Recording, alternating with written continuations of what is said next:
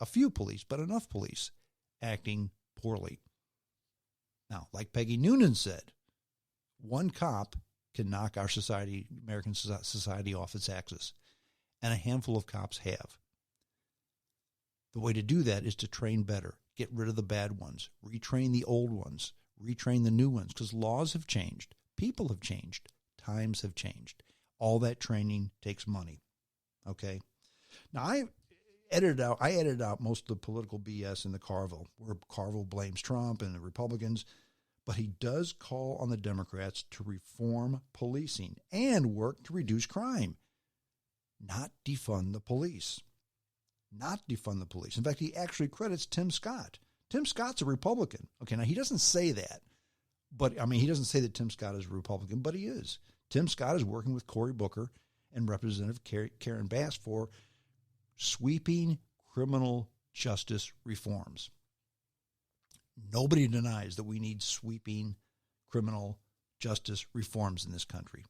Again, I've said for many, many years, police need to be more like Andy Taylor and less like RoboCop.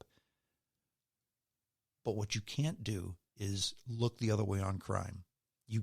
And what we're doing, and I'll mention St. Louis, okay? In St. Louis, the biggest thing you see in St. Louis now, okay, expired license plates. Nobody gets their license plates renewed. They buy a car, and the temporary plates may be on there for a month or two or a year or two. You see the temporary plate still on the car. In other words, they haven't registered the car. They haven't paid sales tax. They haven't licensed it, which means if they haven't done all that, it's not insured either. So they're driving around lawless.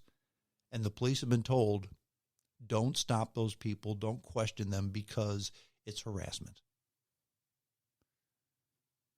There's no more bail in the city of St. Louis in many instances because the poor people can't pay bail. So nobody's on bail. Kim Gardner, the prosecuting attorney of St. Louis, just will not even try people who a certain cop has the collar. She just won't even try them. She won't do it.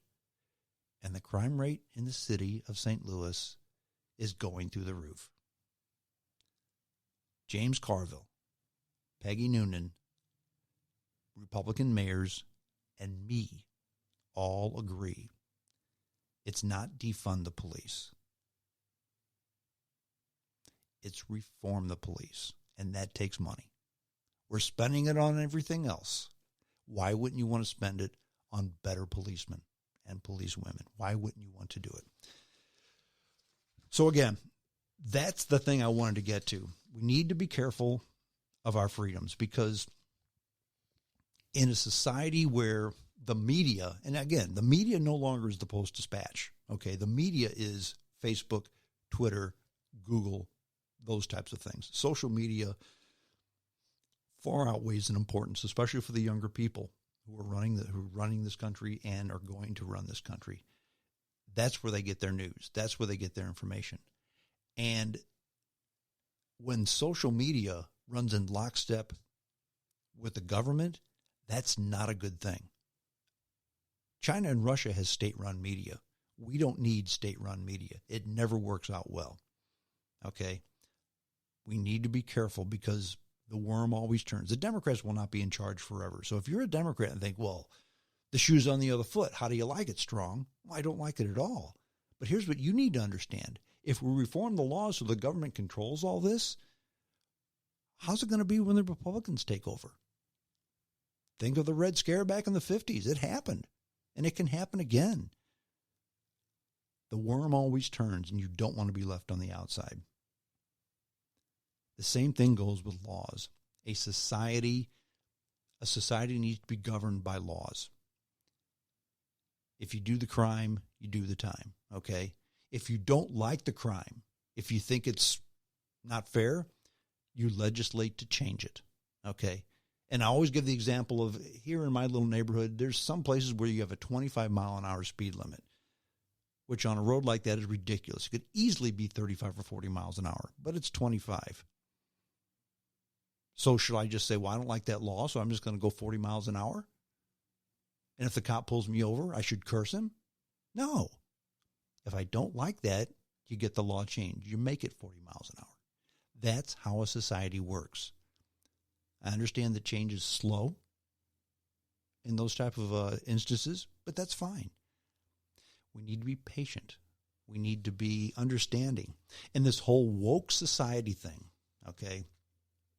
And again, maybe this is an old man ranting and raving, but this whole woke society where you're canceled if you don't agree with me is the most ridiculous, short-sighted phenomenon I've seen in my 61 years of living.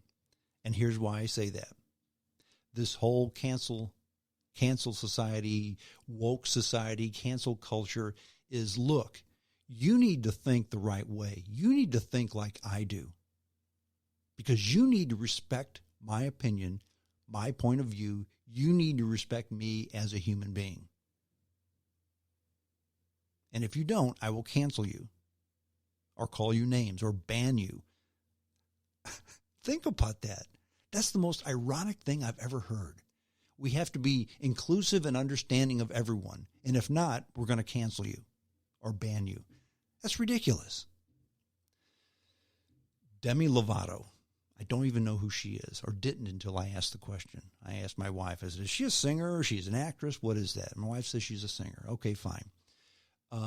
Is she a woman? Is she a man? She says she's not sure. So now you have to refer to her as they. You can't say he. You can't say she. You must refer to her as they. Because some days she feels like a man. Some days she feels like a woman.